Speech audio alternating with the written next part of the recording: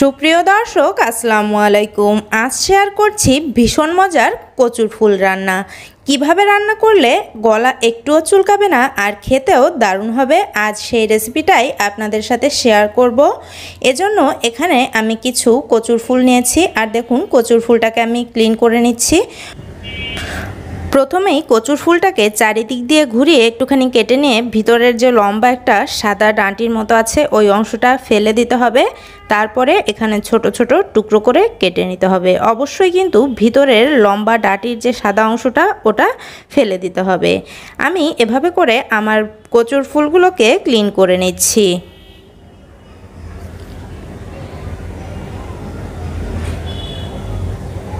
সবগুলো কচুর ফুল ক্লিন করা হয়ে গিয়েছে। দেখুন আমি একটা বাটিতে তুলে নিয়েছি। এখন এগুলোকে খুব ভালোভাবে পরিষ্কার করে নিয়ে চলে যাব রান্না করার জন্য। রান্না করার জন্য চুলায় একটি কড়াই বসিয়ে দিয়ে আগে থেকে কেটে ধুয়ে পরিষ্কার করে নেওয়া কচুর ফুলগুলো দিয়ে দিলাম। এবারে এখানে দিয়ে দিচ্ছি স্বাদ মতো কিছুটা লবণ আর দিয়ে দিব সামান্য অল্প একটু হলুদ। আগেই কচুর ফুলটাকে সিদ্ধ করে নিতে হবে, তাই এখানে সামান্য লবণ আর হলুদ দিয়ে আর একটুখানি পানি দিয়ে আমি একটা ঢাকনা দিয়ে ঢেকে দিয়ে অপেক্ষা করব যতক্ষণ পর্যন্ত না কচুর ফুলটা পুরোপুরি সিদ্ধ হয়ে যাচ্ছে। কিছুটা সময় জাল করে নেওয়ার পরে দেখুন কচুর ফুলটা একদম সিদ্ধ হয়ে গলে গিয়েছে। এখন কচুর ফুলটাকে চুলা থেকে নামিয়ে নিচ্ছি। এ পর্যায়ে কিন্তু অবশ্যই ভালো করে কচুর ফুলটাকে সিদ্ধ করে নিতে হবে।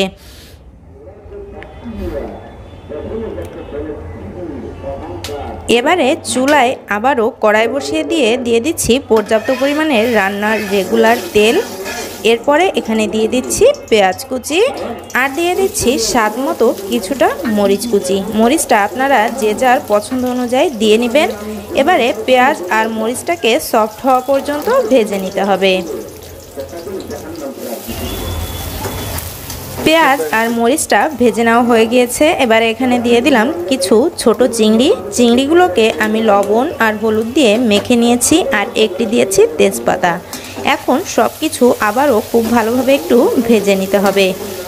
এ পর্যায়ে খুব বেশিক্ষণ না ভাজলেও চলবে, যেহেতু আমাদের চিংড়ি মাছগুলো ছোট। আর এখানে আপনারা চাইলে কিন্তু ইলিশ মাছের মাথা, লেজ এগুলো দিয়েও রান্না করতে পারেন, আবার চাইলে কিন্তু এমনিতেও রান্না করতে পারেন।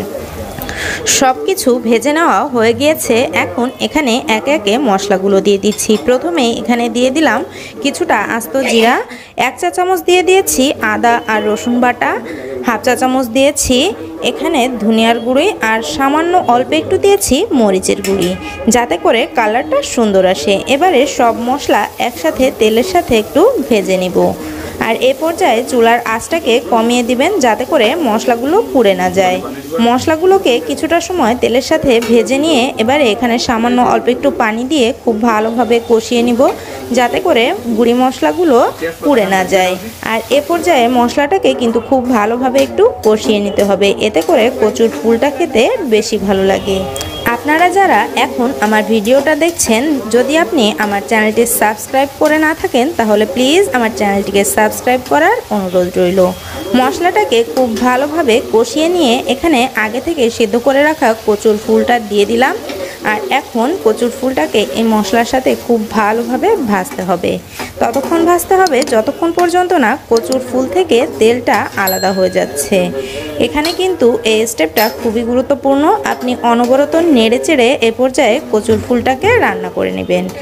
আর এখানে নাড়াচাড়া বন্ধ করলে নিচ থেকে লেগে যেতে পারে, তাই কচুর ফুলটাকে এ পর্যায়ে অনবরত নাড়াচাড়া করতে হবে। দেখুন আমার কচুর ফুলটা রান্না হয়ে গিয়েছে। এখন চুলাটা বন্ধ করে দিচ্ছি। তৈরি হয়ে গেল আমাদের ভীষণ মজার কচুর ফুল রান্না।